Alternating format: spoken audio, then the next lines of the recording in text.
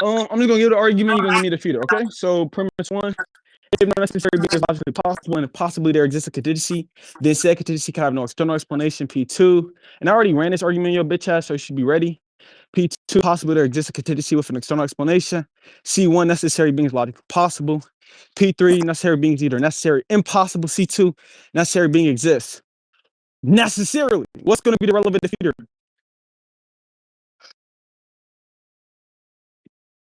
That's it. 10. Yeah. That's it, twin. That's it, twin. Okay. Wait, are we gonna do my? Okay, fuck it. No, give my full 2 minutes and mute this faggot. Give me my full 2 minutes. Right Calling me a faggot is ironic, Give me bitch. my full 2 minutes. Give me my full 2 minutes. I got you. No. We need a new moderation. This nigga Scribble's retarded. I don't know why he wasn't immediately muted.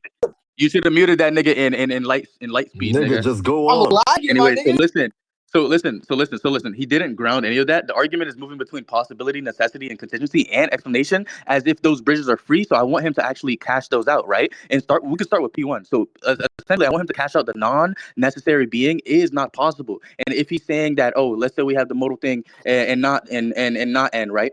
Or something else, right? Then when he introduces that possibly there exists a contingency, under what modal system is he talking about? Under what accessibility relation? And because he's not really giving me much of anything there, I want him to cash that out, right? And then P2, when he says, oh, possibly there exists a contingency where, or with an external explanation, right? I can say fine to that. Why does external explanations entail a necessary being? That bridge there is completely unlicensed, and an externally explained contingent could, right? We can have that, or prima facie be explained by another contingent, right? So if you're invoking some explanatory principle that terminates its in necessity, right? State that, and I want you to defend it and actually cash that out, right? So essentially, he also said, I'm pretty sure he said, necessary beings, it's either necessary, or you probably say that the necessary being is either necessary or impossible, right? That's what I heard.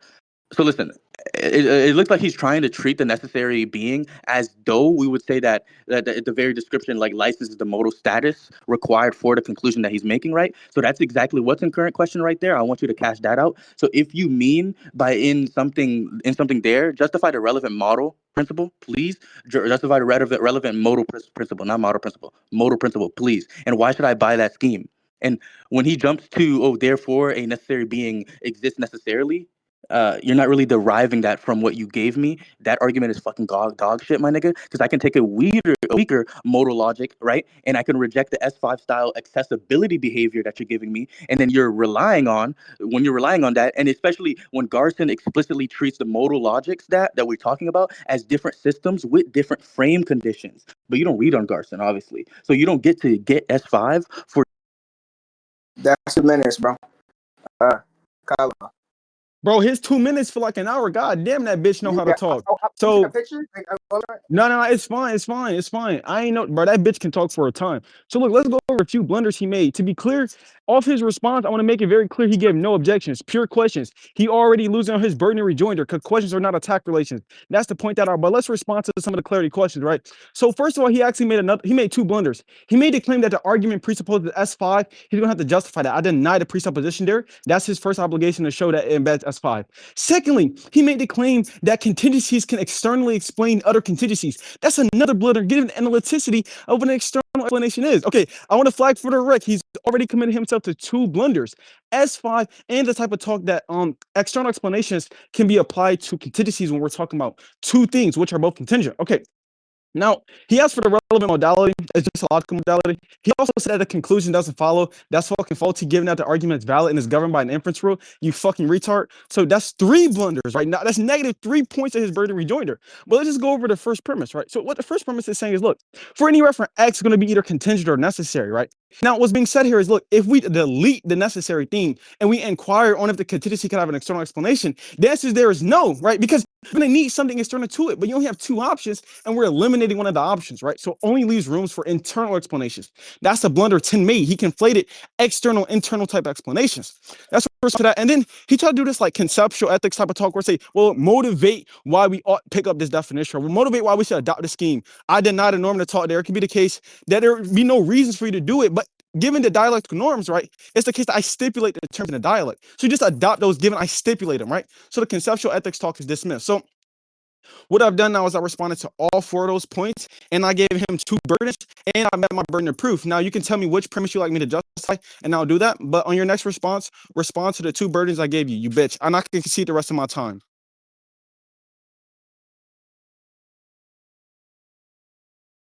All right, gentlemen, I'm meeting you now.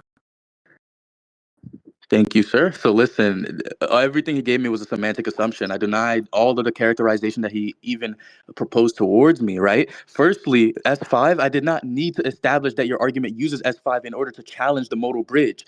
Did you not understand what I was saying? I did not charge you with S5, you fucking retard. So you just told me, what he told me is that he's using, the modality he's using is logical modality, right? That doesn't answer the question that I put onto you. Garson gives you a family of modal systems, so cash it out.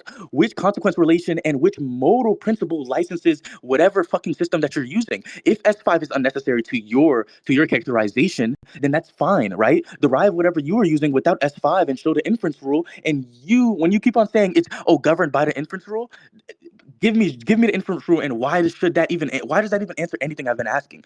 Secondly, when you say the external explanation that you have, the objection towards that is it's straightforwardly question begging. That's literally fucking retarded. You said that it is analytic that one contingent cannot externally explain another contingent. Analytic in virtue of what meaning? External to the explanation does not analytically mean non-contingent. That's fucking retarded. If X and Y are distinct contingent beings and Y explains X, Y is external to X. Your response is literally fucking retarded because all you're saying is that the only possibility are contingent and necessary.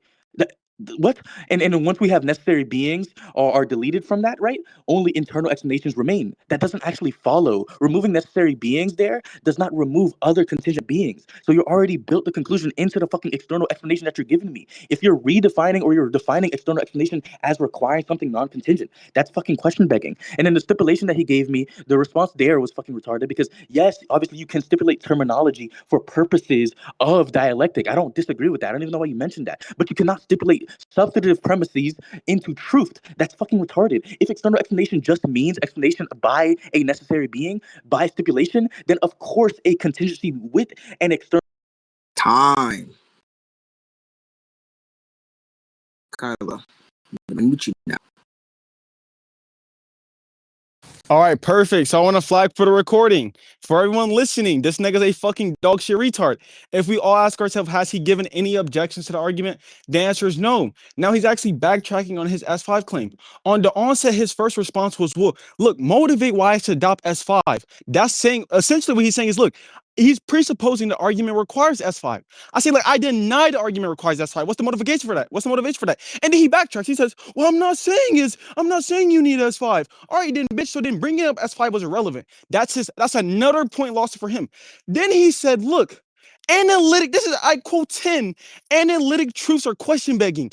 This nigga's a retard. I'm so glad this is being recorded. So he says, look, me saying what I mean by X is Y. That's question begging. This nigga's a retard. Question begging is a property of arguments. Analyticity, analytic truths is categorically incorrect. Say analytic truth is question begging, you fucking burger. Thirdly, ask this bitch ass nigga, I see, which premise do you want me to motivate? Because I'm going to meet my burden of proof. Name a premise. I'm going to motivate every premise with an argument. And then he asked for the inference rules. We can just go over the inference rules. So from P1 to C1, you're going to have modus tollens with a double negation.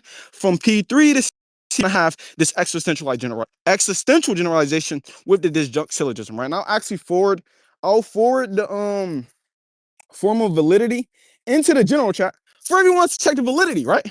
So I beat this nigga up on the validity talk, right? So he put in question the validity. That just goes to show that if you accept the premises, the conclusion follows, which is a nice thing. Well, I'll have to accept the conclusion. That was one of his responses on the onset. I gave pushback on that. He said, well, show me the inference rule. So I met that burden, right? So right now we're in the dialect is just this bitch ass nigga acknowledging that he blundered on S5, acknowledging he blundered on question begging, acknowledging that he's given no objections, but mere clarity questions, which are not defeaters, and acknowledging that I've inquired on him to ask me which premise to justify, and I'll justify it. And then also he said that the contingency could explain another contingency and be an external explanation. It cannot, because an external explanation is the kind where the explanans and explanandum are of distinct modal classes. They're of different modal classes. So two things of the same modal class cannot external explain each other. And you see, I don't have to exhaust all my 2 minutes. I can concede the rest of my time. These are quick ass whoopings. I'm giving 10. My bitch, the age playing ass nigga 10. Let's give him his time. Let's see what he got to say. Nigga getting beat the fuck up right now.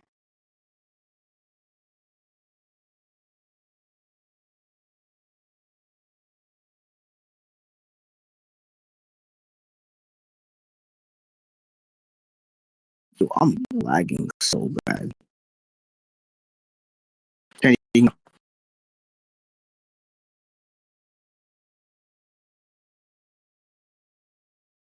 Yo, Chen, you gonna go, bro?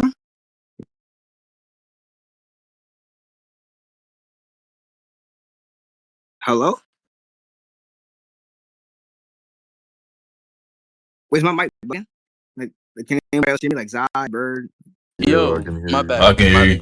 Now we can hear you. The faggot's AI had to load. Hold on, my bad. My mother walked in. Yo, restart my timer. I never started it. Okay. Damn, nigga. Well, where were we? It was he conceded his time, right? And then he said he kept on being confused about the S5. Then, so essentially, like he keeps on confusing that I'm like imposing the S5 onto him. We can literally just forget the word S5 since that's actually like just scaring him like considerably, right? You denying it, like if you deny needing it, that's considerably fine. My defeater 2P2, when you define it an external explanation as the one where explanans and explanandums, right, occupy distinct modal classes, right? You also tell me that the exhaustive modal classes are contingent and necessary. So for a contingent, right, the external explanation, right, of C, right, explanans is not contingent. Then we go into explanans is necessary. So then P2 would assert that possibly a contingent has, or a contingency has an external explanation, right? But under your own stipulated semantic, that already amounts to asserting the possible obtaining, right? The possible obtaining an explanatory relation, where we say that explanatory relation, whose explanans is a necessary being. So when you literally are hiding behind the modus tollens that you're using, like I don't even think you know what you're talking about, right? And then he's having a disjunctive syllogism. I can grant that the derivation validity for the sake of argument, and I can also deny the premise supplying the substantive modal content. Validity does not establish premise acceptability, right? So, and obviously, when you say you literally mischaracterized my objection and literally strawmanned me when you said analytic truths. When I said I didn't say analytic truths are question begging, right? My objection is that your particular definition can make your particular argument question begging if the disputed modal commitment is encoded in a term appealing in the premise. Question begging is a property of an argumentative support, right? So that's why I'm accusing the argument, not the analyticity of like, are you freaking retarded? So I deny P2, like obviously, like are you stupid? Like and then also like he can't even defend P2 at all. You gotta be 10. Be Kylo. All right, Kylo, go. Wait, now this fag is backtracking. For anyone listening to the recording, you can go back on the recording. He made the claim that the analyticity was begging the question. He said this on recording. Now he's backtracking. That's why we have to love recordings. That's the response to that. He's also now backtracking on the S5 objection he gave. You notice how he says, well, we can just now remove the S5 talk if it's scaring you. Don't try to mask it up, bitch ass nigga. You couldn't defend that point, so now you're willing to move on. Perfect. Then let's get into the second premise. The second premise isn't question begging because there's a distinction between possibility and actuality. Now, I can tell you the mutually exclusive principle between the second premise and the conclusion, which is just the modal status. The second premise is talking about mere possibility. The conclusion is talking about actuality. So you couldn't be question begging because what it means to question beg is to assume the conclusion within the premises, but it's not being assumed because they're distinct. We're not assuming the conclusion in premise 2 because premise 2 is talking about possibility. We're saying there's possibly an external explanation. We're not saying there is X, right? So that's your third fucking blunder, 10. You dog shit piece of shit. You are horrible. But I also want to flag for like everyone listening, and we all can inquire if 10 have given any defeaters. No. Any questions? I'm responding to every specific question. But now here's what we need to do in a dialogue, right?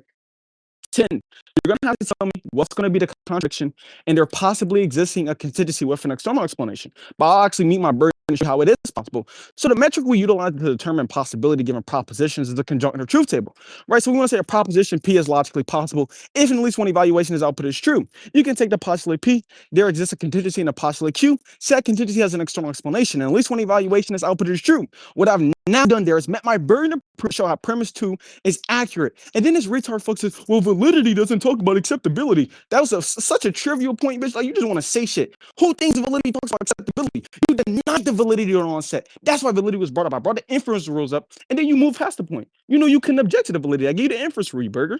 I gave you motivations for premise 2. On your next response, you're going to stop asking questions. Time. 10. I'm reading now. So listen, he's entirely confused about claiming that he probably doesn't understand that I gave out of all these gifts, nigga, you choose rule breaking ones. Bro, I didn't choose a rule breaking one. Listen.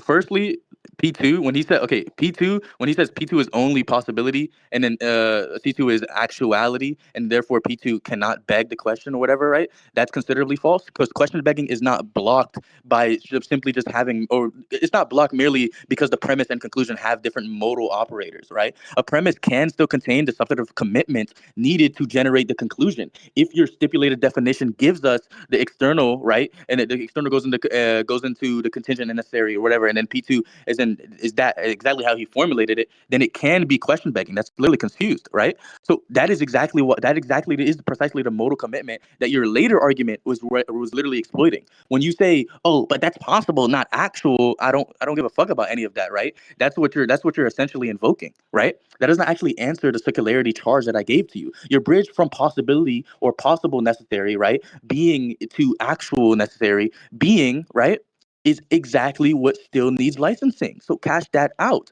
And then when he gives this truth table defense, that's literally worse. And it shows that he's a retard because obviously obviously a conjunctive truth table, right? It does not establish the modal possibility of the content of an interpreted conjunctive truth table, right? That's fucking retarded. So interpreted qualified, right, modal proposition merely because some propositional valuation outputs T. That's confused, right? So if you're stripping away the internal semantic structure, then you're trying to call the resulting evaluation or valuation a possibility proof. I want you to cash that out, right? So if we symbolize that P equals a contingency exists, right, and then we can say Q is that contingency has an external explanation, then obviously classical propositional semantics gives P and Q, right? That valuation with Time. Kylo. Going to unmute you now.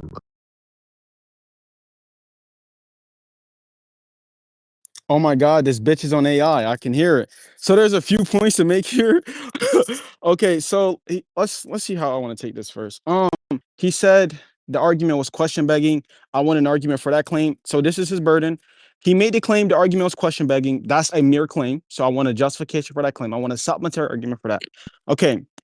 He said the conjunctive truth table talk does not allow for you to determine possibility. I deny that. That's what the metric by which we utilize to determine possibility is a conjunctive truth table. That's analytically true. So unless he has a contrary metric, then I like that.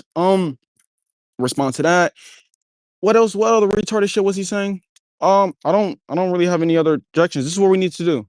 I need an argument for the claim that the argument is question begging. And that's the only objection I heard. So,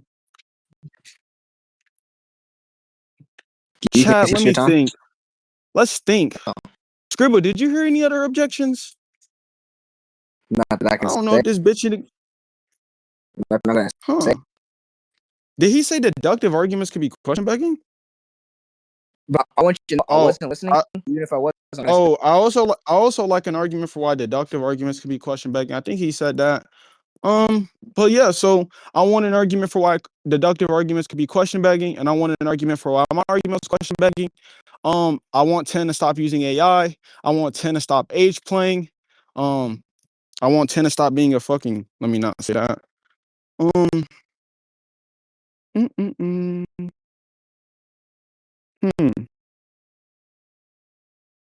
Oh, and then he did say on the onset that the argument presupposes S5. But yeah, that's the response to that retarded shit he said. But so yeah, there's three burdens. I'm gonna say one more time for the right. This nigga's losing. So give an argument for why deductive arguments can question beg. Give an argument for why the argument I gave you was question begging. And yeah, go ahead. We can give him his time.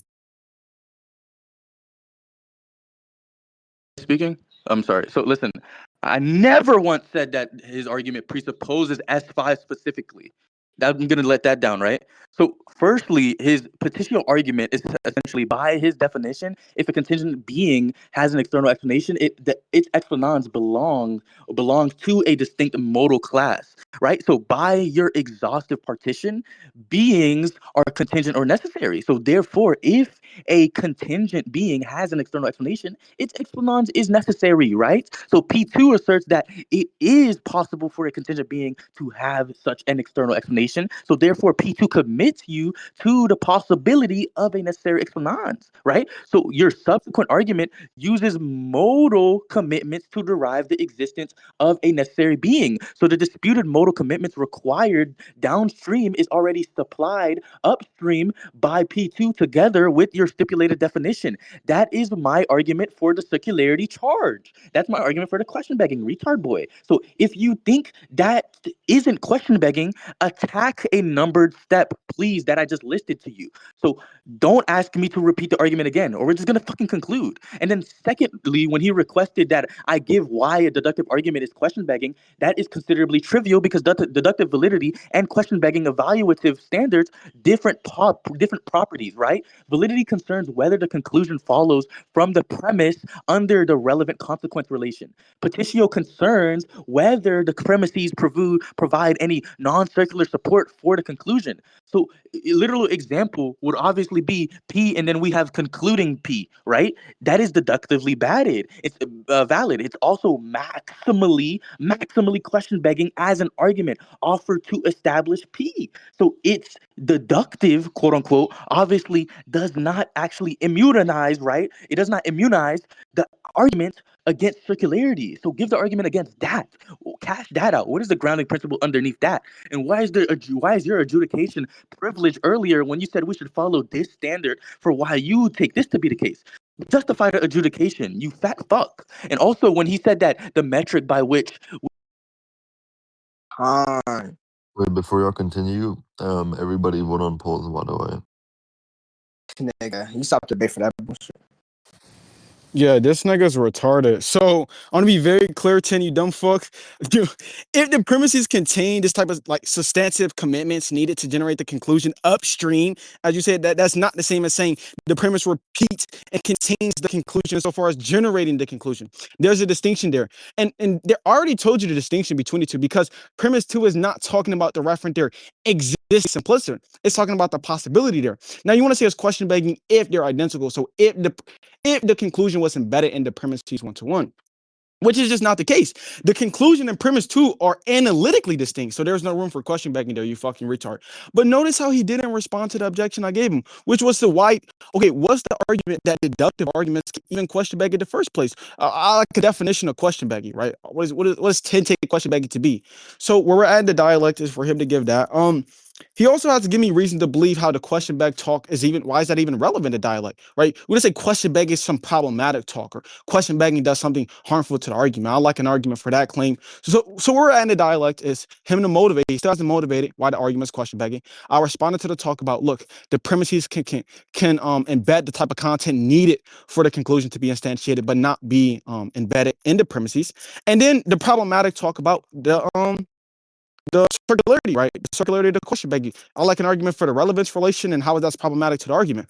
So this nigga's getting beat the fuck up on like this meta point, which is just not a defeater. And then I motivate, he has to tell me if he takes it to be the case that premise 2 is impossible. So if premise 2 is not impossible, then premise 2 goes through. He has given no objections to premise 1, so that's permissible to say goes through. So unless 10 is going to say P2 is impossible, then the possibility follows given I've given the metric and he's given no contrary metric to determine the possibility of propositions. And then, yeah, we just responded to the talk regarding the question begging shit. I don't know why the fuck he thinks that's just going to work. So, yeah, so give it argument for why deductive arguments can be question begging. Why is it problematic within the dialects? And then respond to the talk I gave regarding the substantive commitments needed. And yeah, so we can concede the rest of our time. And this faggot doesn't do good on this next response. We can conclude. Chill. All right. Okay, I'm gonna mute 10 now. Yo, I'm lagging so fucking bad, bro. Hold on. I got you. Got to speak. Okay, listen. I gave an argument for why, even though that's not my, even though I never said that deductive arguments can be question begging. I never said that. I'm not making a position. Like earlier, I wasn't actually making a position upon that stance, and then I gave the argument for why they are, because I incurred the burden, because I think he's that easy of a debater to actually delete, right? So he asked me for an argument for why deductively valid arguments can be question begging.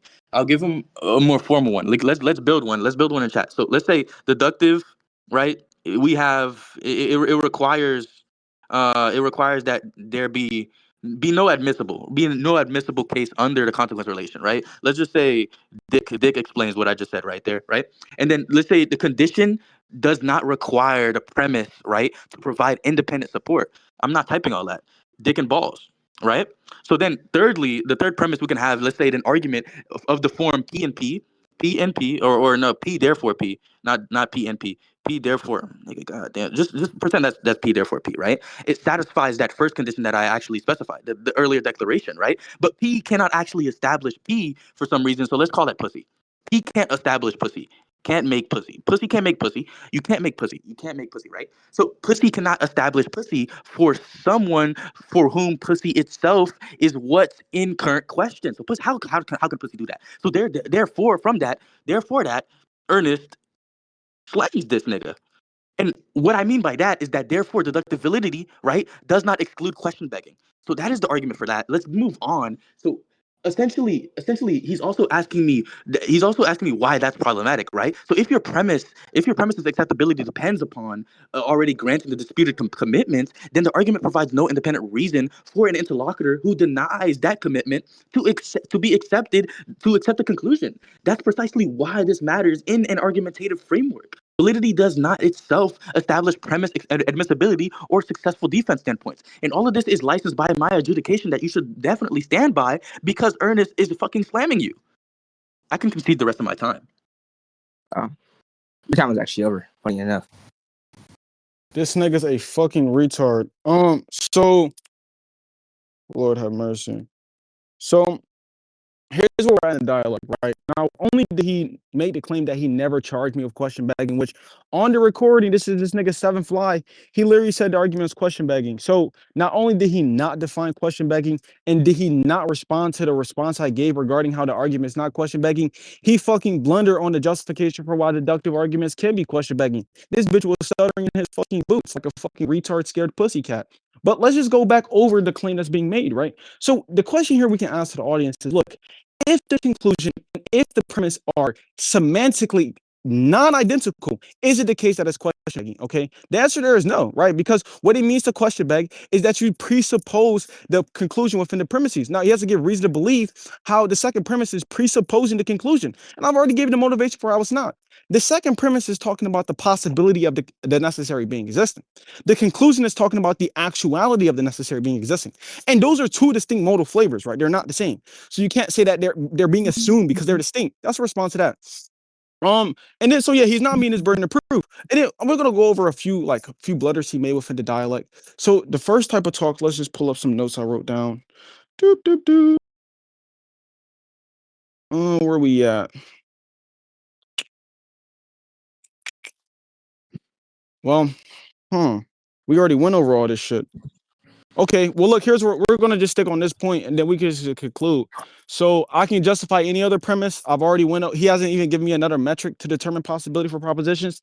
But so either he defines question begging and in response to my objection on how the conclusion and the premise are non-identical is reason to believe it's not question begging. He also didn't respond to the problematic talk regarding the question beg, right? You can have this type of virtuous circularity, right? Which improves arguments. So I deny the problematic talk regarding the question beg. He hasn't responded to that point. And so yeah, this thing has so many birds on the table. Shit don't Time. Oh shit, my shit's loading. All right. 10 into now. I can be responsible. But I didn't even know this nigga was this strong, bro. Am I unmuted? Am I unmuted? Anyways, I'm gonna assume I'm unmuted. Listen, you're unmuted. He Yeah. made a semantic assumption in his entire response. It was just rhetoric. He did not respond to the point. He does not think that I made an argument for question begging. He does not think that I even charged him with question begging. He does not think that I actually gave an argument for why deductive validity actually can be question begging. He does not think that I actually made any substantive point. He does not even think that I denied a premise. So why should we continue to debate, right? So if the criterion that he's giving me, damn, when did this happen? Hold on. Oh, special. Let me screenshot that shit real quick so I can look it later. So he does not think I did any of that, right? So essentially, the criterion that he's giving me is if a premise and a conclusion are semantically and semantically not identical, then the argument isn't question begging, right? So I deny that criterion. Why is that characterization even granted? Based on the adjudication that we are employing, given that, why should your adjudication even govern based on that criterion? Semantic non-identity is insufficient for non-circularity, circular support. And I can give you the counter example where we have P. Where's the server at, yo? Where we have P. Let's say we have P. Really? Let's say we have P, right? Let's say we have P, and then we have P and P, right? And then we have therefore P, right? Pussy and pussy, therefore I love pussy, right? So the premise set there and the conclusion are not actually semantically identical as formulas, right? The argument nevertheless, right, gives someone who disputes P zero independent reason to accept P. So syntactic or semantic non-identity doesn't establish non-circularity. So we can apply that to the actual argument, right? So P2 is that where he's talking about possibility or of the necessary existence, right? So let's say we have the modal and never mind, bro. What the fuck is that? The modal box n, right? And then we have the conclusion supplies n, and then we have depending on the formula like modal box n, right?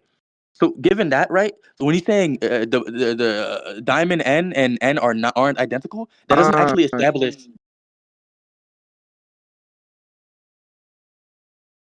Then now, I'm gonna go to Kylo. Gonna be Kylo now. Yeah, right. This one. Notice how this fucking AI chat GPT and bitch still didn't respond to what the fuck I said. And then he denied the supposed adjudication. That's dismissed, you faggot, because it's true in virtue to analyticity. Notice how even on his third response, he still hasn't defined what the fuck question begging is. Can we all ask ourselves why, after I asked 10 5 times to define question begging, he hasn't done it? Have you not chat GPT'd yet, my nigga? What the fuck going on? So once again, you got to give me reason to believe why. If the conclusion and if the premise are semantically non-identical, why that even gives room for question begging? You haven't given me a reason for that. You haven't defined question begging. This dumb fuck also has not told me the contradiction in premise 2, because remember, the only way you can deny premise 2 is just to say it's impossible, because premise 2 is merely saying it's possible. So it's either the case that you agree it's possible or you don't agree it's possible. And if you don't agree it's possible, that's on virtue of what grounds? 10 has also not given me a metric to determine the possibility of propositions. 10 has also not told me the problematic talk regarding the circularity, right? I already told you to have this type of virtuous circularity, which is productive and beneficial. It's fruitful to some type of arguments, right? So you have this type of positive, great type of virtuous circularity that you might want. He has not given me a reason to believe that the circularity talk, even if it presupposed was adopted, is problematic. Nonetheless, he has not even shown the argument is question begging, right? It merely made the claim is question begging. On what grounds? How? How is it question begging if the conclusion and the second premise are analytically distinct, right? They're saying two different things. They're not saying the same thing. One is saying one is actual. The other one is saying one is possible. Any nigga with a brain cell can say, okay, well, if premise 2 is saying possible and the conclusion is saying actual, those are distinct. That's not question begging. 10 the fucking retard. 10, if you ask your AI that, it'll tell you yes unless you tell it to say something false. You dumbass nigga. So where we're at in the dialect is right. He's finally giving this objection, but he's not meeting his burden rejoinder on the objection. So 10, we can conclude after this. He could take his first we could do 3-minute closers. This age plan ass nigga could take his first 3 minutes. Nigga got killed. Nigga had no productive objection. Time. 10 off and unmute you.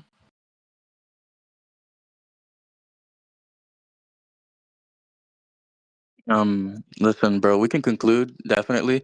So it doesn't follow. If he wants a definition of question begging, I'm not going to give it again. I'm not going to give it again, right? So we can take something like this. Let's say, when I mentioned the criterion, right? He said if a premise and its conclusion, right, are semantically non-identical, there is no room for question begging. He still hasn't actually attacked my contention towards that. So this is really, really fucking retarded. So listen, we can take that P1 could be everything asserted by John is true, right? And let's say John asserts that everything John asserts is true, right? And then everything asserted by John, like everything asserted by John is going to be true, right? So the premise and conclusion needn't, right? It needn't be the same sentence. That makes no sense, right? The support is still circular because the warrant for the premise there depends upon precisely what the argument is supposed to establish. And when we're talking about establishing whatever, damn yam, nigga. When we're talking about the establishment, right? The semantic identity is not the criterion that we're talking about in the argument that I gave you about John, right? So everything Ernest says is true. Everything Ernest asserts, and everything Ernest asserts that everything Ernest asserts is true. Everything Ernest asserts is true, right? So everything asserted by Ernest is true is the first premise. My bad, because I kind of conflated with the conclusion. But listen, so that's not the criterion, right? Independent of the purported like support is what's relevant in that criterion, right? So now when he says virtuous or virtuous circularity, that doesn't actually save him at all, because I have to ask him: is he even saying is he saying some type of circularity arguments or circular arguments can have legitimate epistemic functions? Oh, TSM, get off my screen, bro. What you added me to, bro? Let me see, bro. Because he's like confused, like, and then I'll grant for the sake of the argument that his argument. Never mind, I'm not granting anything. I grant that it's an argument, my nigga. You still haven't justified the adjudication.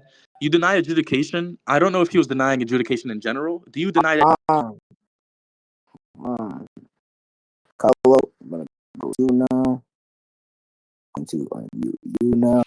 All right, I'm gonna give this last cross exam response, and then we're gonna go into closing statements. And this fact can give us 3-minute closing. So I'll respond to a few things. I actually point a few things out. So once again, you've not given a motivation to believe that the argument I deployed is question begging. You're even about to sign off that the argument's not question begging, but you want it to be a bitch and you want it to be a good interlocutor, right? But you've given no supplementary argument.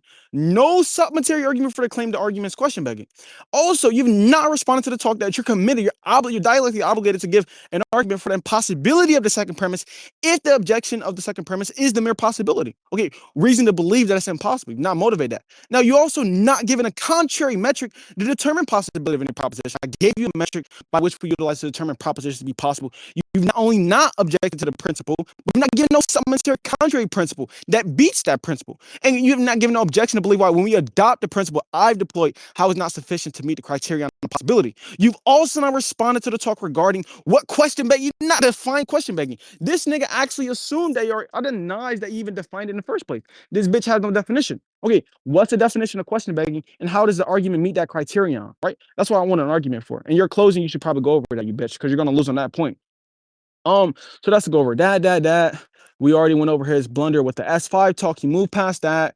And yeah, I've already told him I can motivate any other premise to meet my burden of proof. He didn't inquire on any other premise. He didn't respond to we can actually see on his closing that he signs off that the conclusion and premise 2 are analytically distinct and not identical, right? Is it the case that conclusion talks about possibility or actuality, and the second premise talks about possibility? And if he agrees on that, then he's just conceding the question begging talk. So he's a retard. Something with the semantic content of a necessary being is not a necessary being. He also he didn't give reasons to believe that the type of supposed circular argument that was being deployed is even problematic in its first place. We're here to talk about this type of virtuous circularity cap. He never said, well, look, the argument that I'm employing, which assumes the argument is question begging. 10. I'm going to unmute you now. You gotta start telling these niggas when they got 10 seconds left, bro. Yeah. So listen. Nothing he was saying actually follows. I deny the characterization. For the closing, we can. I'll just do a closing statement, then we can conclude. So listen, from this debate, this is the last statement I'll give. I don't give a fuck what he says after this. So strip away all the whatever the fuck he's trying to do. So P2 was actually never established. His defense for P2 was that the logical possibility is determined by a conjunctive truth table. So if the relevant conjunction receives true upon receives true on some evaluation, then the proposition is possible, is what he's trying to say. So I give a direct counter example to that criterion, and he never actually answered it. So I literally gave one. Like, that was literally horrible. I literally gave a direct counter example to that. So we can let's say we have E as for Ernest, right? Or E is for Ernest. So E, let's say a square circle exists. Is that what E? That's what E stands for, right? And a propositional valuation can assign E equaling T, right? But that does not establish that the content of E is logically possible. Why? Why do you say that, Mr. 10? Why do you say that? Because propositional evaluation treats E as atomic.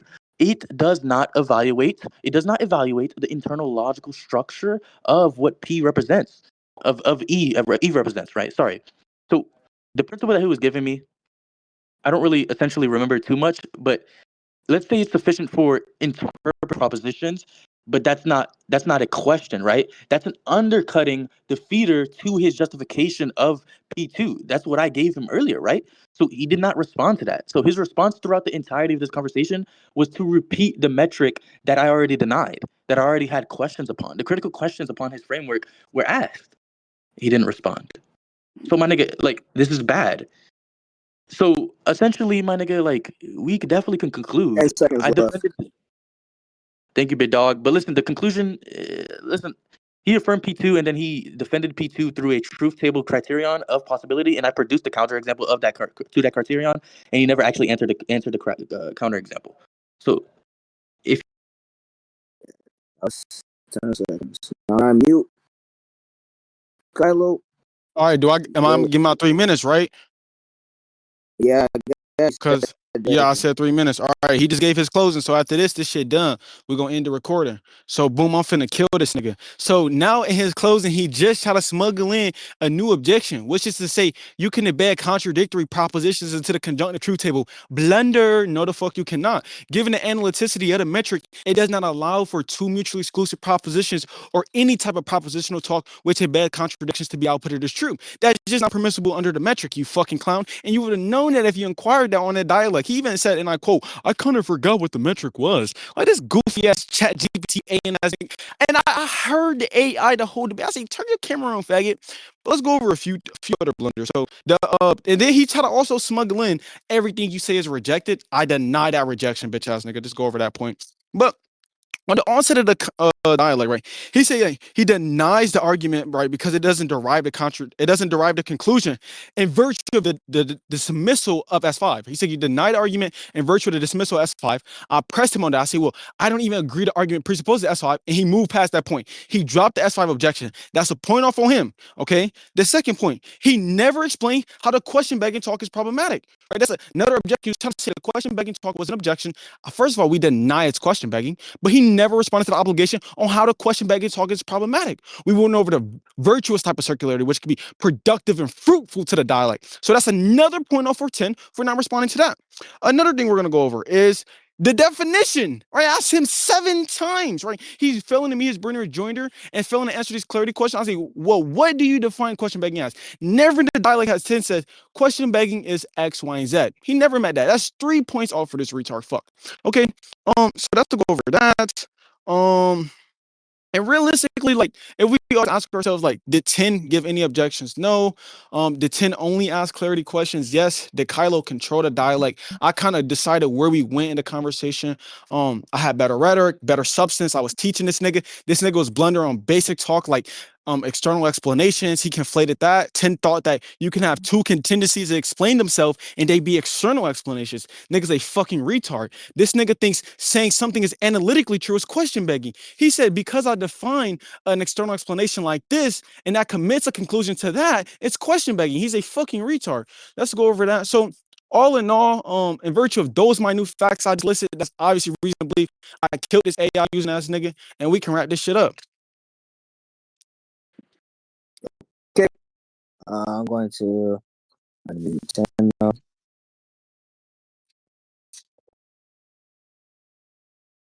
give him my 3 minutes, and I'm gonna give a Nigga, lot of he new gave points. his closing already. What Wait, the hold fuck? on. Wait, no. That wasn't my closing. On my That life, wasn't he my gave his closing. Are you closing. retarded? On That my was life, not he my already gave closing. his closing. That was not my Scribble, mute on him. my Why is life, he he not already gave muted? his Scribble, closing. you fucking mute him. That was not my closing. I literally responded to Scribble's message. That was not my closing. So anyways, I'm going to make a lot of new points since he likes to make new points in his conclusion. So he made semantic assumptions, not an argument. Give my 3 minutes smoothly, right? So I never said that a truth table permits a contradiction to evaluate true. I said that if P is treated as an atomic propositional variable, the valuation itself does not inspect the internal content represented by P, right? That is elementary. So if we have P would equal a square circle exists, and then the propositional value can assign that p and v, the little v, right, the variable in parenthetical expression, you can have p, right, that equals t. That does not mean that in classical logic that declares that the square circle is there is possible. The square circle is possible, right? That does not declare that, right? So it means that the propositional language that they were using there is treating p atomically. So if instead you were to say that that you formalize the conclusion or the contradiction internally, for example, we can say that the regular one, right? P and or I don't know why it keeps on doing that. Not O. Like just do not O, right? Let's have that. That obviously no classical variation or valuation make that conjunction true. So I just showed you the distinction between those two things. You're retarded. So those two things are completely different. Like you're retarded. So his response when he kept on saying the truth table doesn't output contradiction as true, that doesn't actually touch my objection. You are shadow boxing. Like you're conflating an atomic sentence whose intended content or interpreted content is inconsistent with an explicitly formalized contradiction in propositional language. I did not conflate those two things. That's something you were conflating. You were very, very confused. The distinction that I just gave you is super, super important for you to actually understand anything that's been going on in this dialect, right? So the distinction is just fatal to his possibility criterion, right? So if his metric only works after the relevant internal logic constraints, right, have been represented, then he actually must formalize the content of P2 and demonstrate its satisfiability. By merely assigning T to its propositional abbreviation won't actually do what he was trying to do. So on S5, I conditionally challenged whatever modal system licensed his necessity inference. And once he denied requiring S5, I actually bracketed S5, and dropping an objection does not actually apply to his clarified formulation is not conceding his argument. That doesn't actually prove that P2